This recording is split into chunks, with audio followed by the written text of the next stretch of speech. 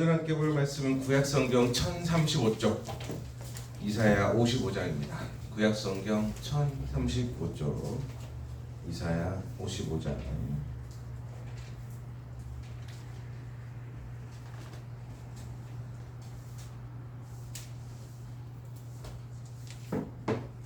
이사야 55장 8절부터 11절까지 말씀입니다.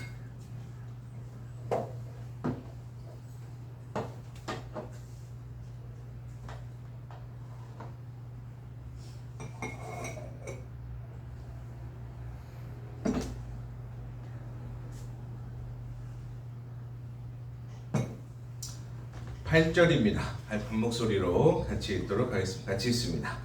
이는 내 생각이 너희의 생각과 다르며 내 길은 너희의 길과 다름이니라. 여호와의 말씀이니라.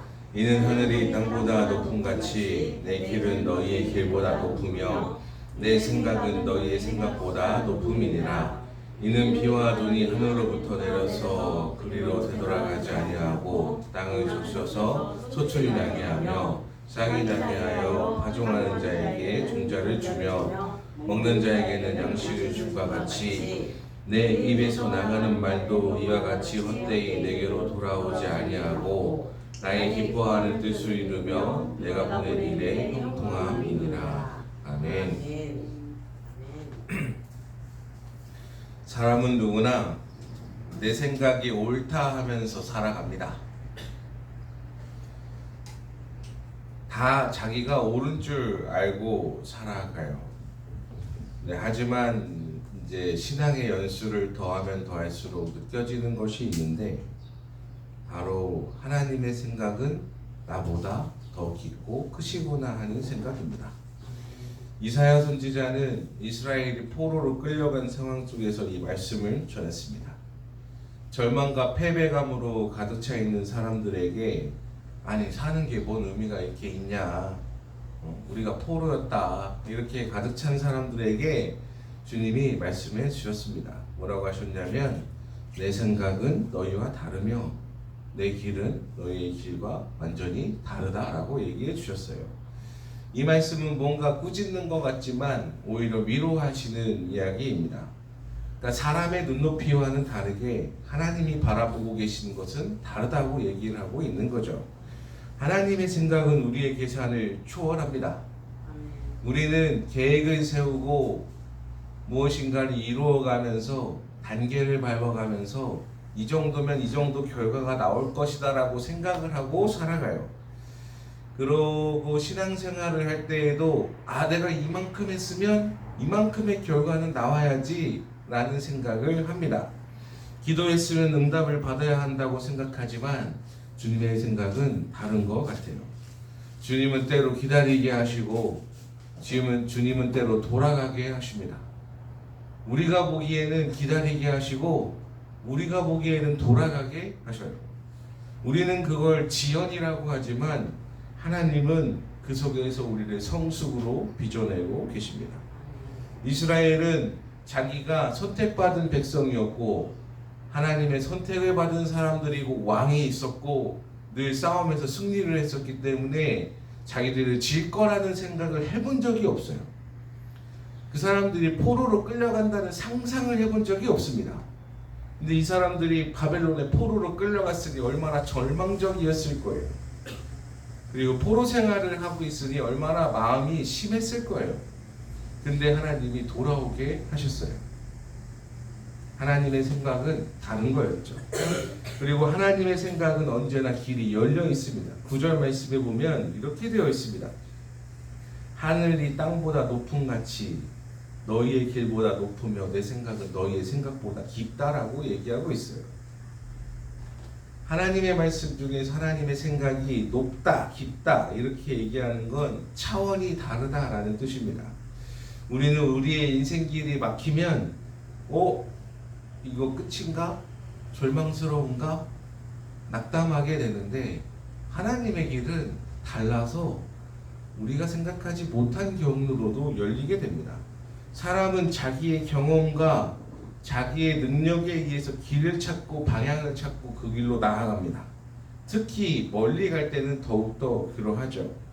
일전에 지도자가 없었을, 그러니까 지도가 없을 때에는 사람들이 길을 하는 길잡이를 고용했어요. 그 다음에는 지도가 생겼겠죠.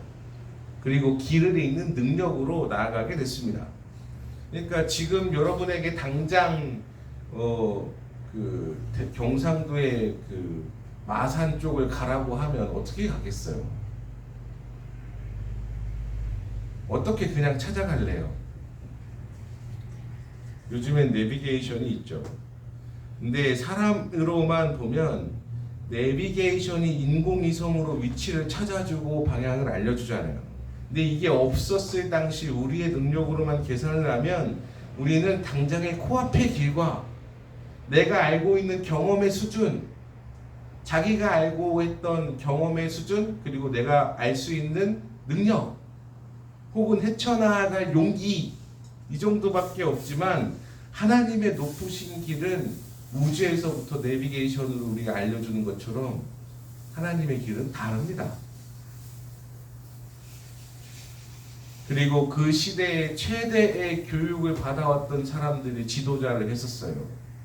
심지어 모세는 왕궁에서 왕이 직접 가르치는 사람들이 휘하에서 학사들이 모세를 가르쳤고 왕자로 자랐던 사람인데 그 사람이 홍해 앞에 섰을 때에는 절망했죠. 바닷길을 누가 어떻게 지나갑니까?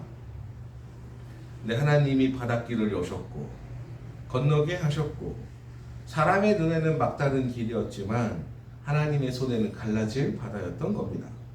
우리는 현실의 벽이 우리를 마주할 때가 있습니다. 내 능력으로는 좀 절망적일 때가 있어요. 이거 내가 기도해 봤는데도 잘 안 되네 하던 때가 있어요.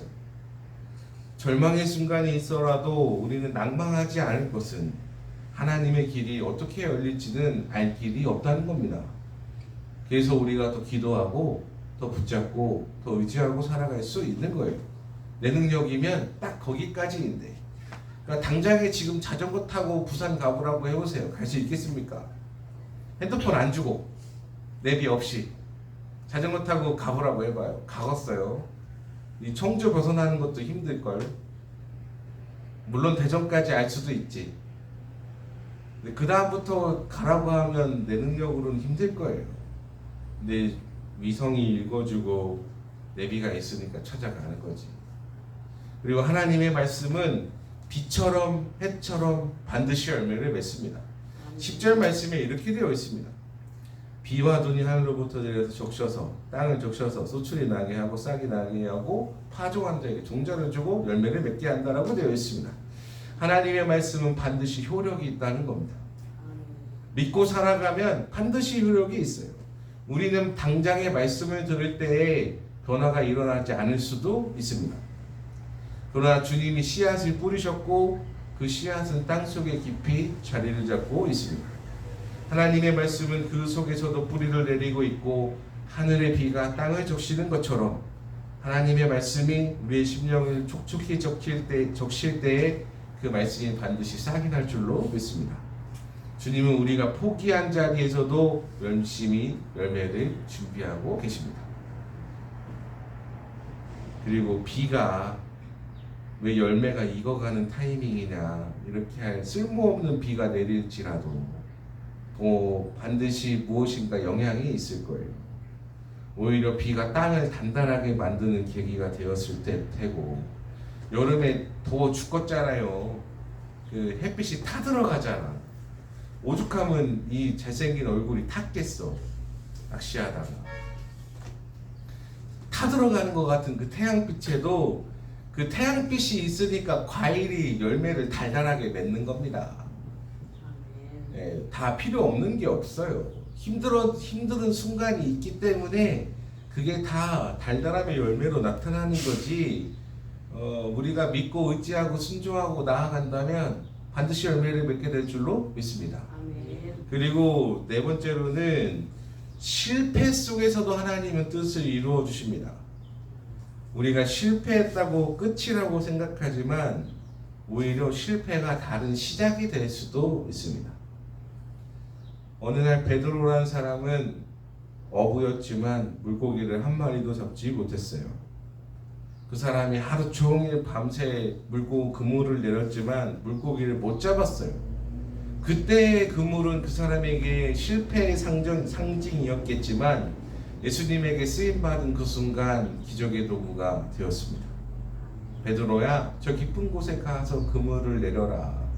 이렇게 말씀하셨을 그때 베드로의 경험상 주님, 제가 30년 동안 어부를 해봤는데 제 경험에는 깊은 곳이 아니고 여기 얕은 물가에 고기가 모입니다. 여기다 던져야 돼요. 투망을 여기다 던져야 돼요. 그래야 고기가 있어요. 뭘 모르시네 이 양반. 이렇게 할 수 있는 상황이었겠지만 베드로야, 저기 깊은 데 가서 던져봐. 저기 가면 고기 나올게요. 근데 베드로가 상식적으로 납득이 안 되는 상황이었지만 던져서 153마리나 잡았잖아요. 우리의 생각이 실패가 안 됐을 수도 있어요. 근데 하나님은 실패의 경험을 통해서 우리를 낮추시고 낮춰진 그 자리를 통해서 다시 일으켜 세워주십니다. 이사야 55장의 메시지가 바로 그런 거예요. 내가 보내는 일에 형통하리라 라고 되어 있습니다. 형통은 세상적 성공이 아니라 하나님의 뜻이 이루어지는 완전한 정치예요. 이전에 사랑의 교회 오정현 목사님의 부모님이 계셨는데 그 부모님이 서울 판자촌에 있는 몇 명 되지도 않는 곳에서 평생 목회를 하셨대요. 대단한 양반이 있는 배출을 해낸 그 부모님이 평생 거기서 되게 생고생만 하셨대요. 근데 그분의 아버지에게 하나님이 늘 말씀을 해주셨대요. 야, 네가 뿌리는 씨앗이, 네가 심는 기도의 씨앗이, 네가 나한테 하는 기도의 씨앗이 반드시 열매를 맺게 해줄 것이다 라고 계속 말씀을 해주셨대요. 근데 이제 만약에 본인의 상황으로 생각을 해보면 주님, 나한테 그렇게 얘기를 계속 해주셨는데, 그런 믿음을 주셨는데 내가 열심히 기도했는데 왜 당장 눈에 보이는 게 없죠? 이렇게 할 수 있는데 나중에는 그분의 자녀들이 다 잘 되는 것을 보고 세상에 뭔가 있구나. 우리가 심어야 될 건 기도의 씨앗이고 우리가 줘야 될 건 신앙의 교훈이고 그리고 하나님의 말씀은 반드시 이루어진다는 믿음을 갖고 살아야겠습니다. 실패라고 생각되는 곳에서부터 빛이 일어나요. 그리고 누군가가 성공해 보이는 것처럼 잘난 척을 한다고 하고 끝나면 그건 끝난 거야. 근데 저 사람이 평생 겸손하게 살았네? 그분의 자녀라면 괜찮겠지? 라고 해서 데려갔겠지. 내가 봐도 그렇게 데려갔을 것 같아요. 그리고 하나님의 말씀은 모든 사람에게 주어지는 기쁨입니다. 11절 말씀에 이렇게 되어 있어요. 11절 말씀에 야, 내 기뻐하는 뜻을 이루며 내가 보내는 일에 형통할 것이다 라고 되어 있습니다. 그러니까 하나님이 뜻이 이루어질 때 온 피조물이 기뻐하게 될 것입니다. 주님의 말씀은 단지 개인의 위로로 끝나지 않습니다. 세상을 회복시키는 능력입니다. 우리가 순종할 때에 내가 하는 순종이 작아 보일지라도 거기 안에는 기쁨이 숨겨져 있어요. 그리고 하나님의 말씀이 우리에게 심겨져서 싹을 틔우려고 할 때 그때에는 희망이 보여. 사람이 언제 가장 기쁘고 신나냐? 무엇인가를 시작하고 기대하면서 조금씩 이루어 나가려고 할 때 그때 행복해요. 다 이루고 나면 재미가 없어. 그러니까 옛날과 지금이 뭐가 다르냐? 요즘 결혼하는 사람들 보면 집도 부모가 해줘. 가구도 다 해와. 그러니까 살면서 싸우는 것밖에 안 해. 왜냐하면 뭔가를 이루는 재미가 없어. 그러니까 지지고 볶고밖에 할 수 없는 거야. 근데 옛날 분들은 일단 집을 하나 짧게 시작해. 단칸방에서 시작해. 살림도 안 해왔지 뭘 해와. 그럼 거기 돈 벌면서 서로 벌면서 뭔가 하나씩 갖다 놔. 얼마나 즐겁겠어. 없던 TV가 생기고, 없던 침대가 생기고, 없던 가구가 생기고, 그렇게 사부작 힘내서 하고 살다가 애도 키우고 이렇게 하는 거지. 근데 지금은 다 그냥 세팅 끝내놓고 시작하려니까 네가 잘했네 내가 못했네 이거 하면서 싸우는 거죠. 뭔가를 시작하면서 조금씩 이루어 나갈 때 재밌어요. 근데 다 이루었다 이렇게 하고 나면 재미가 없어. 우리 이쁜이가 좀 있으면 생일인데 저한테 그러더라고요. 아빠 나 현질 좀 해도 돼? 웃기는 소리 하지 마. 뭔 현질이요? 캐시질 절대 안 돼. 절대 안 되는 거니까 그냥 시간과 노력을 투자해. 근데 어느 정도 하면 만족이 될까 이런 생각을 하게 돼요. 예전에 게임을 돌리면 팩이 있어요. 팩이 있으면 이제 프리 서버를 만들 수가 있었어. 이건 컷하고 할까? 근데 제가 그때 한번 운영자를 해봤어요. 팩을 다운받아서 네이큐를 켜가지고 연동 프로그램을 만들어서 서버를 만들어서, 그러니까 어릴 때 한 20몇 살 때 리니지 프리 서버를 한번 켜본 적이 있어요. 내가 운영자를 해봤어. 근데 1검을 딱 들었을 때 느낌과 내가 생성해서 999검을 들고 다닐 때 느낌은 달라. 근데 운영자를 해보고 999검을 들고 999 반지를 차고 999 망토를 들고 다 죽이고 다녀보니까 재미가 없어. 이걸 왜 했지? 하는 생각이 들어요. 지금은 못 가져서 못 이루어서 그 목표를 향해서 이루어가려고 재밌는 거잖아. 근데 다 이루고 나면 재미가 없어. 근데 이룰 수 있는 그 길을 하나님이 열어주시고 말씀을 주시고 용기를 주시고 복돋아 주시고 갈 수 있게 하고 힘을 주신다 이거지. 그리고 하나님의 생각은 우리보다 높고 이루어가게 하시고 일어날 힘을 주신다 이겁니다. 공부요? 죽어라 하면 돼.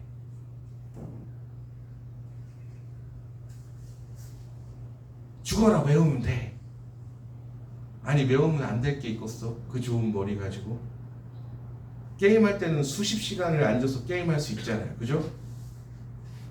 밤도 샐 수 있잖아. 그죠? 졸리는 비벼가면서 앉아가지고 막 붙잡아가면서 할 수 있잖아. 그죠? 근데 공부할 때 그게 안 되겠어? 할 수 있지. 그냥 외워서 쓰면 되는 거 아니야. 정답이 나와 있는 거 문제가 있으면 답이 있으니까 그냥 외워서 쓰면 되는 거 아니야. 외우면 되지 뭐. 못할 게 뭐야. 그 좋은 머리 가지고. 단지 이제 게임만큼 재미가 없다. 근데 여러분은 이미 게임을 통해서 엉덩이가 단련되어 있어. 할 수 있어. 못할 게 뭐야. 충분히 더 할 수 있어. 그만큼 하나님의 생각은 용기를 주고 길을 주고 혹은 실패했다고 보여지는 일일지라도 다시 새로운 길을 제시해 주십니다. 결국에는 기쁨으로 돌아올 줄로 믿어요. 우리는 상황이 절망적으로 보일 때가 있어요. 왜냐하면 내 능력으로 안 될 것 같아서. 혹은 실패했을 수도 있어요. 이거 계산 때려보니까 답이 안 나오네. 그래서 망했을 수도 있어요. 흩어질 망이잖아. 공중분해될 수도 있어요. 그러나 그 길이 다시 새로운 시작이 될 줄로 믿습니다. 아멘.